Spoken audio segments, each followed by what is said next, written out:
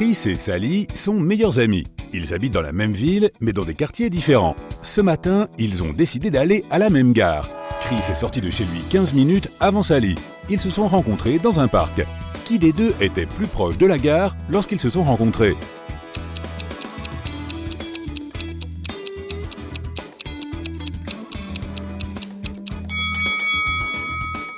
Ils se sont retrouvés tous les deux au parc. Ils étaient donc tous les deux à la même distance de la gare.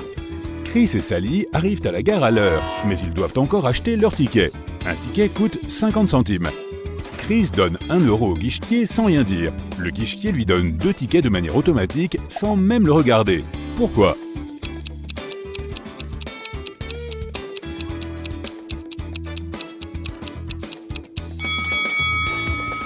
Chris lui a donné 2 fois 50 centimes. Le guichetier en a déduit qu'il voulait 2 tickets. Nos deux amis commencent à jouer aux cartes avec d'autres voyageurs. Ils remarquent qu'il manque quelques cartes au jeu. Ils réalisent aussi qu'en distribuant toutes les cartes restantes à 4 personnes, il reste 3 cartes. S'ils distribuent ces mêmes cartes à 3 personnes, il reste 2 cartes.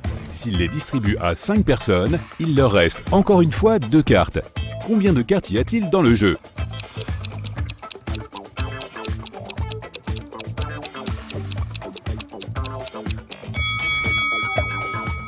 Il y a 47 cartes dans le paquet. 47 divisé par 4 fait 11 et il reste 3 cartes. Chaque joueur reçoit donc 11 cartes. Si on divise 47 par 3 ou par 5, il reste 2 cartes. Chris et Sally sont affamés. Ils se dirigent vers le wagon-bar pour s'acheter un casse-croûte. Le serveur leur sert des viennoiseries et des boissons. Dès qu'elle aperçoit le croissant, Sally se met à hurler. Il y a 2 abeilles devant 2 abeilles, 2 abeilles derrière 2 abeilles et 2 abeilles à côté de 2 abeilles. Combien d'abeilles y a-t-il en tout?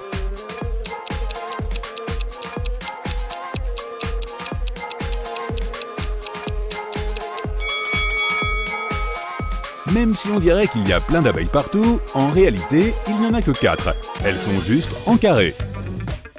Quand Sally et Chris rejoignent leur place, ils remarquent que quelqu'un est entré dans le compartiment et leur a volé leur appareil photo et leur ordinateur dernier cri. Ils appellent le chef de train et interrogent 3 témoins. Chuck dit qu'il a passé les dernières 20 minutes aux toilettes. Vous comprenez, j'ai acheté un paquet de nouilles instantanées juste avant le départ. J'ai regretté très vite. Lola répond, ça fait 1 heure que je mets à jour mon vlog. J'avais mes écouteurs et je n'ai pas bougé d'ici.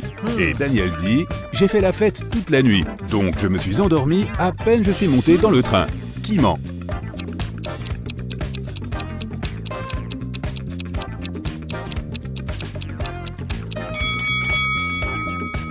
C'est Chuck. Il dit avoir acheté un seul paquet de nouilles instantanées et l'avoir mangé. Mais d'où sort ce paquet neuf alors? Le train passe dans un tunnel. Les lumières s'éteignent quelques secondes. Dès que l'électricité revient, Chris et Sally s'aperçoivent que Chuck s'est enfui. Ils le poursuivent dans les wagons. Est-ce que tu le vois dans ce wagon?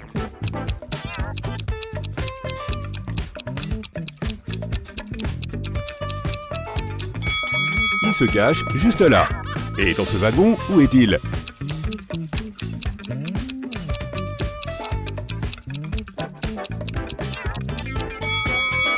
Il se cache sur le porte-bagages. Et ici, où se cache-t-il?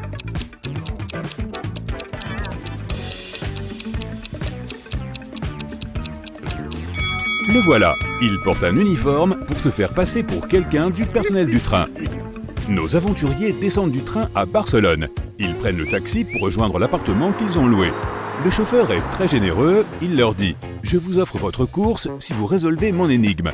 J'ai 4 ailes, mais je ne vole pas. Je ne ris jamais, je ne pleure jamais. Je reste toujours au même endroit, je laboure, mais on ne m'entend presque pas. Qui suis-je » Sally et Chris trouvent immédiatement la solution et ne paient pas le taxi. Tu as trouvé aussi?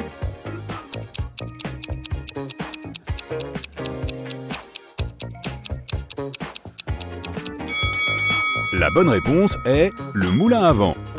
Nos 2 voyageurs trouvent enfin leur appartement, mais la porte est fermée à clé. Il faut un code à 4 lettres pour ouvrir. Est-ce que tu remarques des indices utiles? Il y a 6 mots écrits sur le mur. Yeux, nez, peau, poils, oreilles et langue.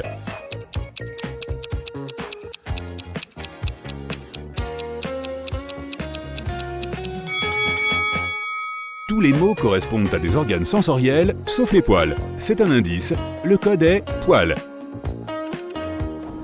Nos deux amis adorent l'appartement et un objet en particulier. Résous cette énigme et découvre de quel objet il s'agit. J'ai 5 lettres. Mon premier est l'adjectif possessif féminin déterminant l'objet de la personne à qui je parle. Mon deuxième est un oiseau bavard avec une longue queue. Mon tout est dans cette pièce. Qui suis-je ?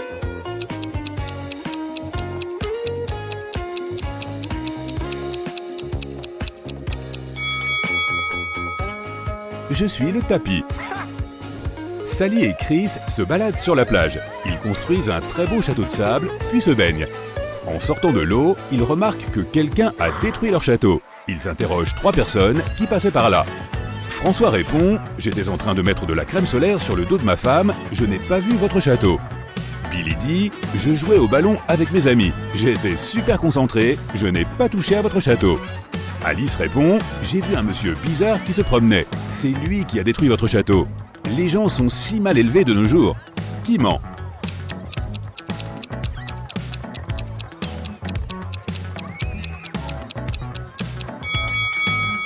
Alice, elle a perdu une de ses boucles d'oreilles sur la scène du crime.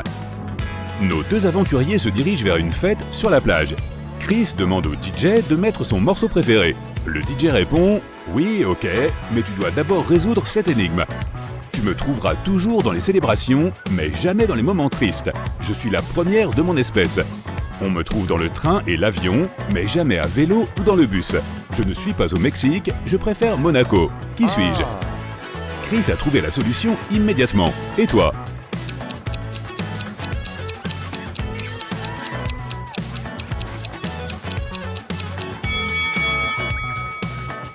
Je suis la lettre A.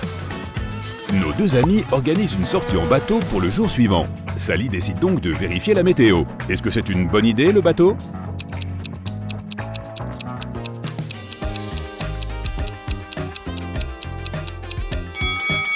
La météo prévoit un orage. Il vaudrait mieux organiser une autre activité.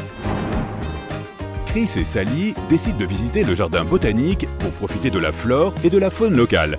Combien de fleurs et de papillons y a-t-il compte tenu des affirmations suivantes ? Si tous les papillons se posaient sur une fleur, un papillon pour une fleur, un papillon resterait sans fleurs. Et si les papillons décidaient de se poser 2 par 2 sur une fleur, il y aurait une fleur sans papillon. Penses-tu pouvoir trouver la réponse ?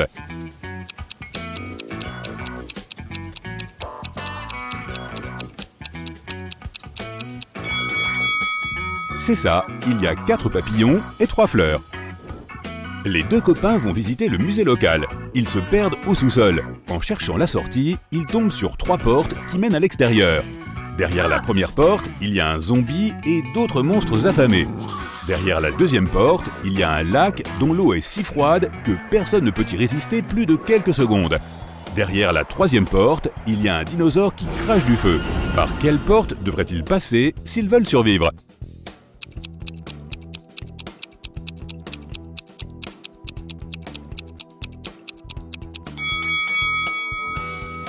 Pour résoudre cette énigme, il faut se rappeler de 2 choses. Tout d'abord, les dinosaures n'ont jamais craché de feu. Ça, c'est les dragons. De plus, les dinosaures se sont éteints il y a plusieurs millions d'années. Chris et Sally devraient choisir la porte numéro 3. Nos 2 aventuriers sont en train de se sauver lorsqu'un gardien du musée apparaît et leur dit « Je vous laisse partir si vous résolvez mon énigme. La voici. Regarde-moi en face, je suis quelqu'un. Regarde mon dos, je ne suis personne. Qui suis-je ? Peux-tu leur donner un coup de main ? »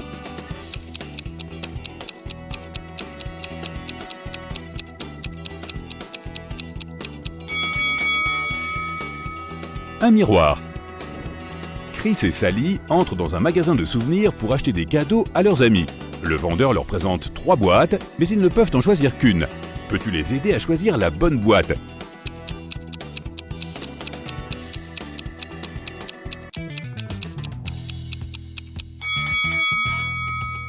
Le fond de la première boîte est taché, comme si quelque chose avait coulé ou pourri dedans.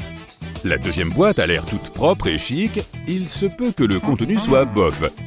La troisième boîte ressemble à la première, mais elle n'est pas tachée. Ils devraient choisir la troisième boîte. Nos amis se dirigent vers un gratte-ciel pour prendre des photos panoramiques de la ville. Au 33e étage, il croise un homme qui regarde à travers la fenêtre. Soudain, il ouvre la fenêtre et se jette à l'extérieur. Lorsqu'il atterrit en bas de l'immeuble, il est sain et sauf. Comment c'est possible, vu qu'il n'a pas utilisé de parachute et qu'il n'a pas atterri sur une surface molle?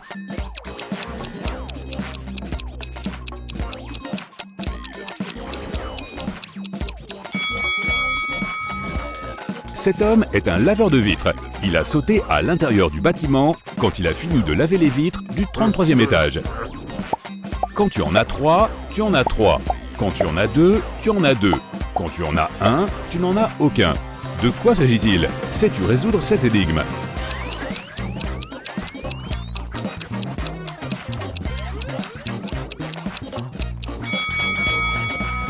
Il s'agit du choix. Quand tu as 3 choix, tu as 3 options. Quand tu as 2 choix, tu as 2 options. Mais quand le choix est un seul, il n'y a pas d'option possible.